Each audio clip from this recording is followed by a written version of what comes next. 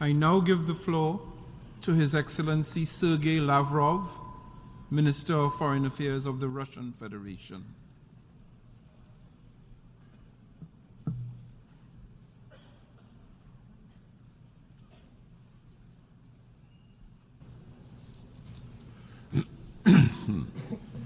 Уважаемый господин председатель. Mr. President, ladies and gentlemen, in the statements of many previous speakers, the idea that our shared planet is experiencing irreversible changes was mentioned right in front of our eyes. There is a new world order being born. Our future is being shaped by a struggle between the global majority in favor of a fairer distribution of global benefits and civilized diversity, and between the few who wield neocolonial methods of subjugation in order to maintain their domination, which is slipping through their hands. The collective West has a calling card, and it has long been to reject the principle of equality and their total inability to reach agreement. Being used to looking down at the rest of the world, Americans and Europeans make all sorts of promises, and they take on commitments inter alia, written ones and legally binding ones, and then they just don't fulfill them. As President Putin pointed out, the West is one that is truly an empire of lies. Russia, like many countries, knows about this firsthand. In 1945, when we, along with Washington and London, together were vanquishing the enemy on the front in the Second World War, our allies in the anti-Hitler coalition were already making plans for a unthinkable military operation. That's what it was called, against the Soviet Union. 4 years later, in 1949, the Americans drafted a drop shot operation to make mass-scale nuclear strikes on the USSR. These ghastly, senseless ideas did remain on paper. The USSR created its own weaponized retaliation. It took the Cuban Missile Crisis of 1962, when the world was on the brink of nuclear war, for the idea of deploying it, and the illusion of victory stopped being the basis of the military planning strategy of the US. At the end of this Cold War, the Soviet Union plays a decisive role in reuniting Germany and agreed upon parameters for the new security architecture in Europe. Furthermore, the Soviet and then the Russian leadership was given concrete political assurances regarding the non-expansion of the NATO military alliance to the east. The relevant records of these negotiations are both in our and Western archives, and they're in open access. But these assurances by Western leaders were just deception. They in no way intended to uphold them. Furthermore, they were never bothered by the fact that by expanding NATO towards Russia's borders, they violated official commitments that were made at the highest level in the OSCE.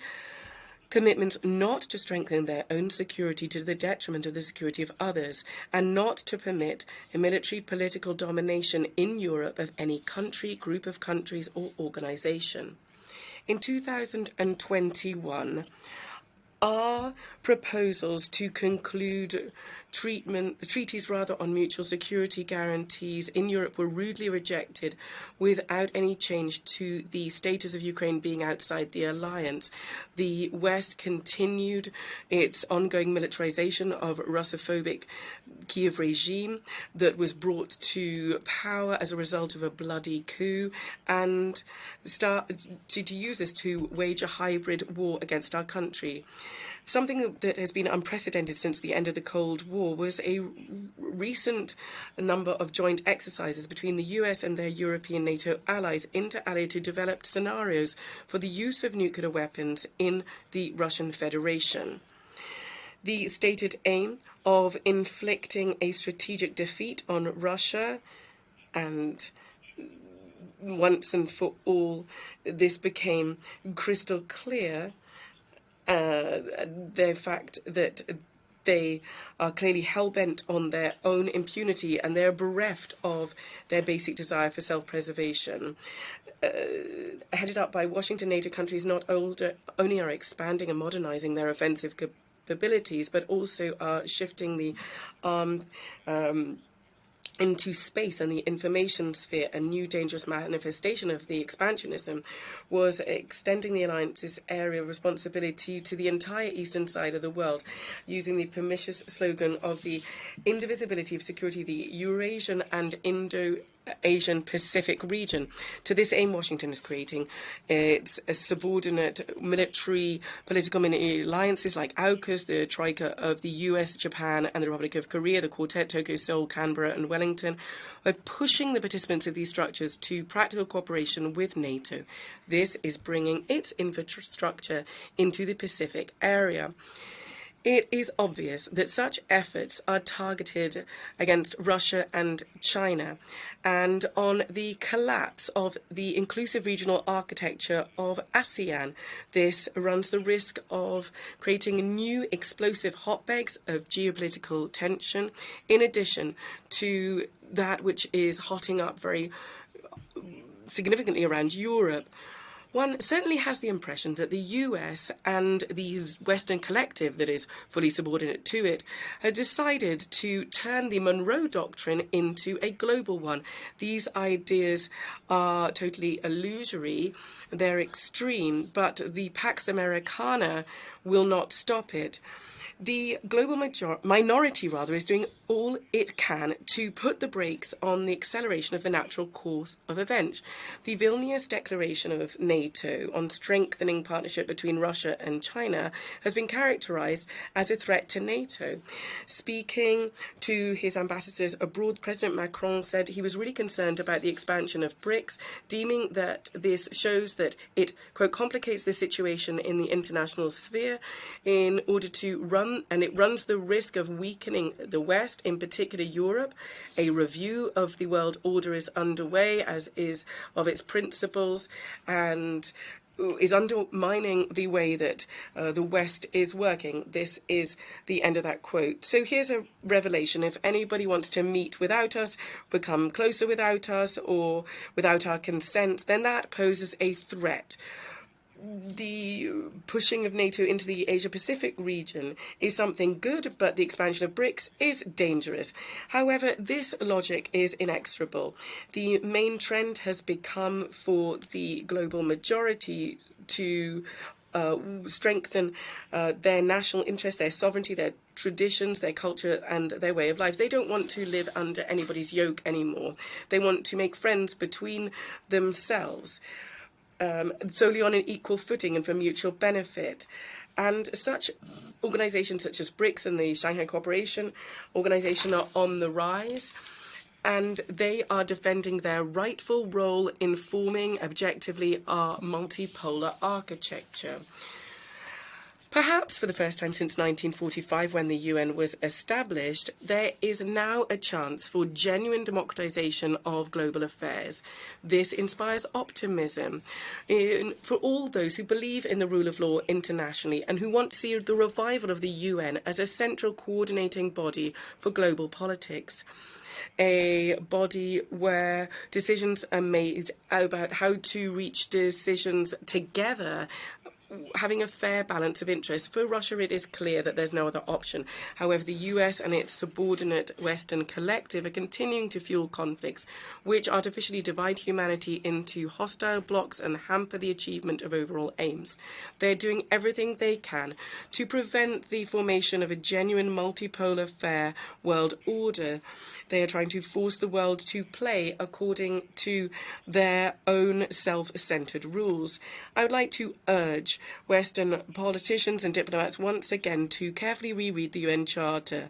The cornerstone of the world order, established at the end of the Second World War, is the democratic principle of the sovereign equality of states, large and small, irrespective of their form of government, of their domestic, political and socio-economic structures.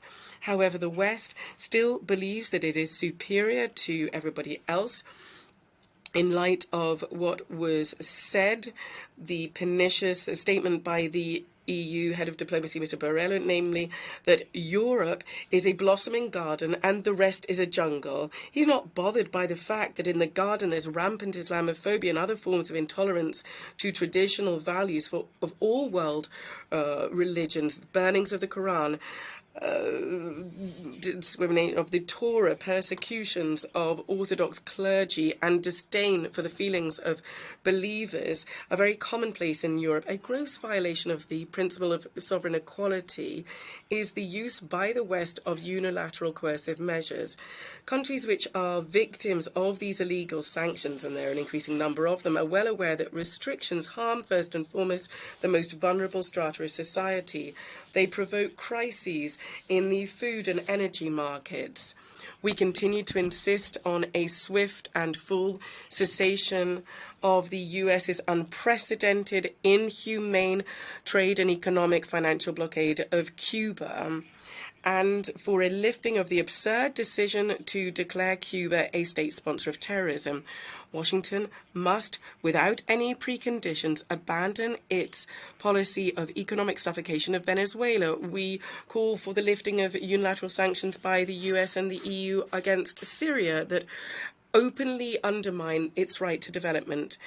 Any measures that circumvent the UN and that are coercive measures must be ended, as must the West's weaponized practice of manipulating the Security Council sanctioned policies to exert pressure on those they don't like. Something that clearly demonstrates the West's self-centeredness in their attempts to Ukrainize the international agenda by pushing onto the back burner a number of unsettled, unresolved regional conflicts, or crises rather, that many have been in place for decades now. The need in the Middle East really depend on solving the protracted Palestinian-Israeli conflict based on the UN resolutions and the Arab Peace Initiative.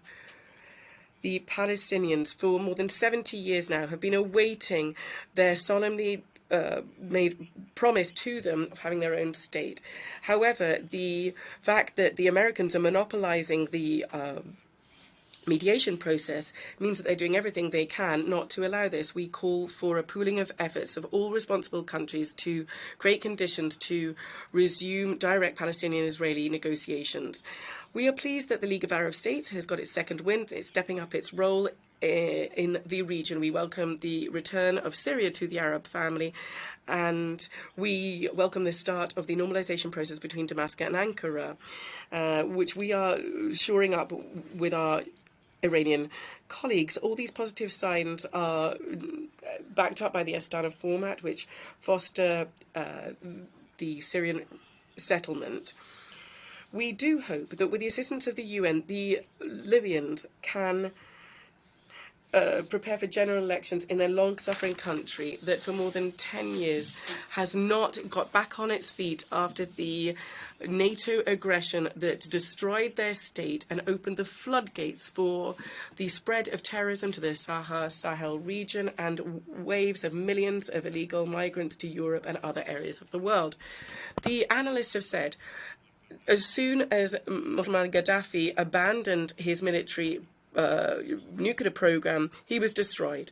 Thus, the West has created astonishing risk for the entire nuclear non-proliferation regime.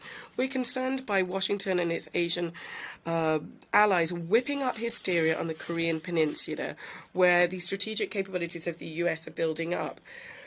The Russia-Chinese initiative to deem humanitarian and political challenges as a priority have been rejected. There's been a tragic development of the situation in Sudan.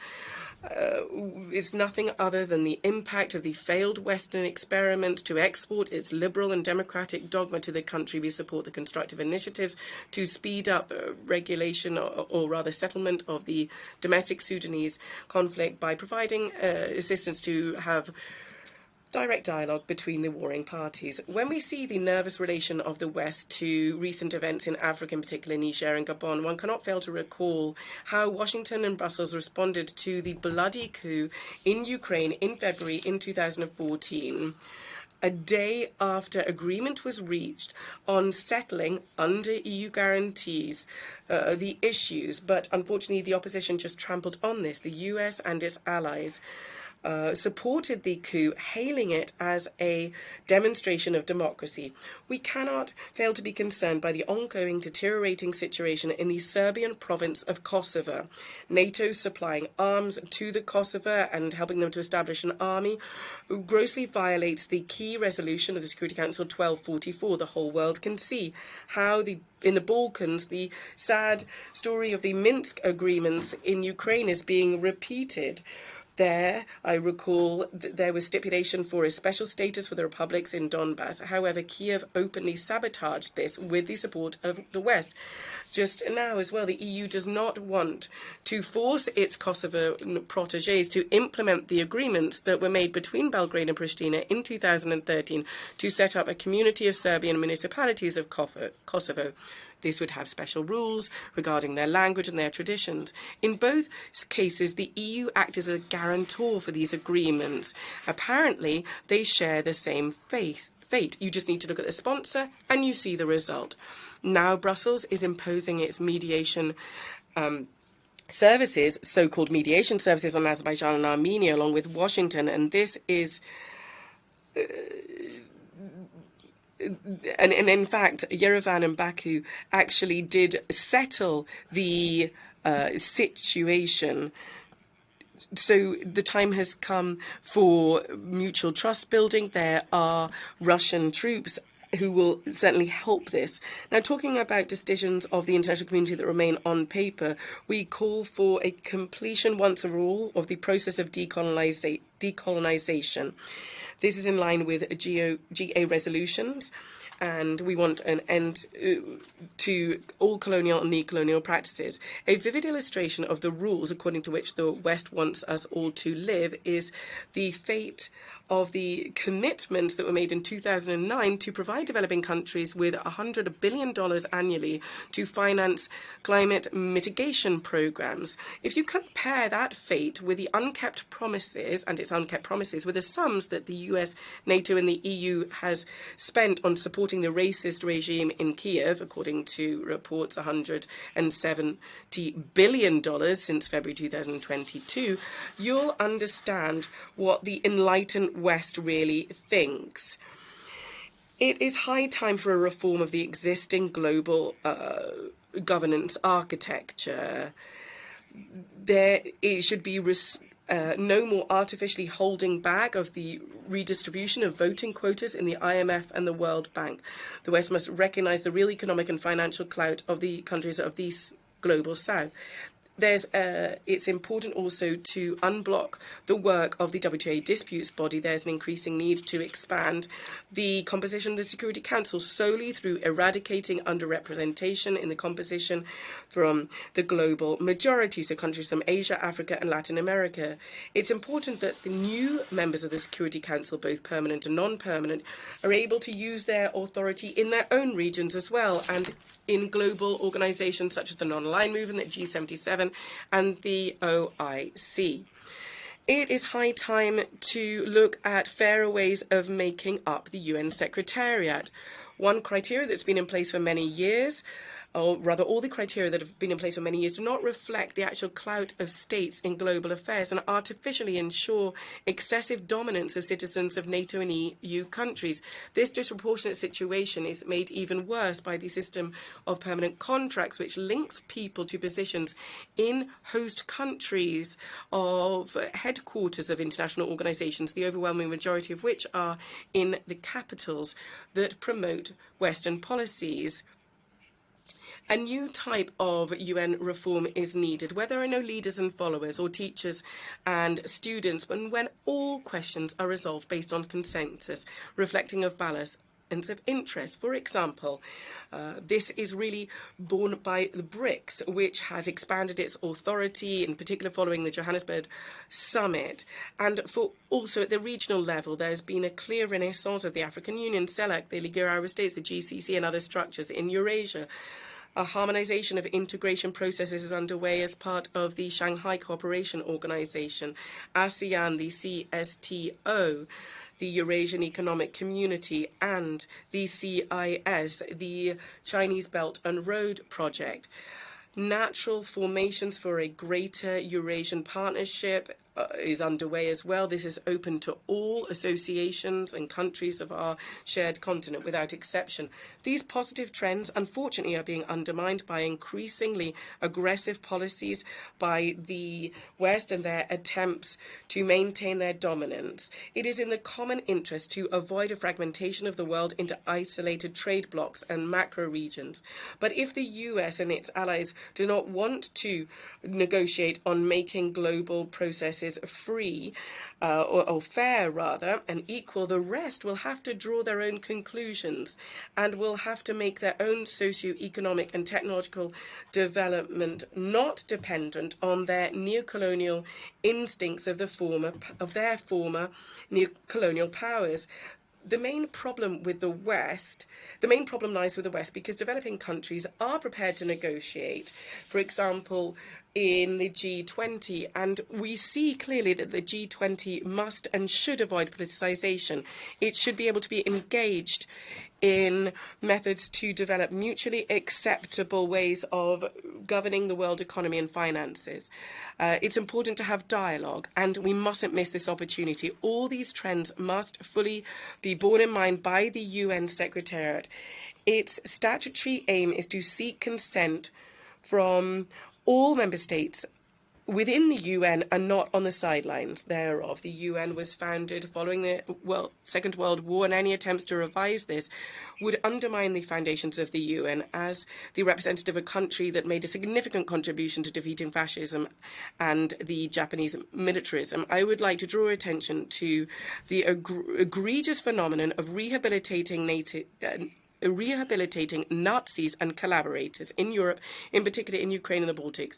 A particularly concerning fact is, for the first time last year, there was a GA resolution to combat glorification of Nazism, but for the first time this was voted against by Germany, Italy and Japan. This regrettable fact calls into question the true repentance of these states for the mass crimes carried out against humanity by them during World War II. It also runs counter to the conditions under which they were accepted into the UN as fully fledged members. We strongly urge you to pay particular attention to this metamorphose that runs counter to the position of the global majority and to the principles of the UN Charter. Mr. President, today humanity, as it has done in the past, is at the crossroads. It is entirely up to us how history will play out. It is in our shared interest to prevent a downward spiral into large-scale war and to prevent the final collapse of the mechanisms for international cooperation that were put in place by our predecessors. The SG put forward an initiative next year to hold a summit of the future. This can only be successful by having a fair balance of interests of all member states with the respect of the intergovernmental character of our organisation. At our meeting on the 21st of September, the members of the Group of Friends in Defence of the Charter actively discussed the opportunities for achieving this. As Antonio Guterres said at the press conference on the eve of this session, and I quote, "If we want peace and prosperity based on equality and solidarity, then leaders have a particular responsibility to achieve compromise when designing our common future for our common good." End of quote. This is an excellent response to those who divide the world up into democracies and autocracies and dictate their neocolonial rules to others. Thank you very much. I thank the Minister of Foreign Affairs of the Russian Federation.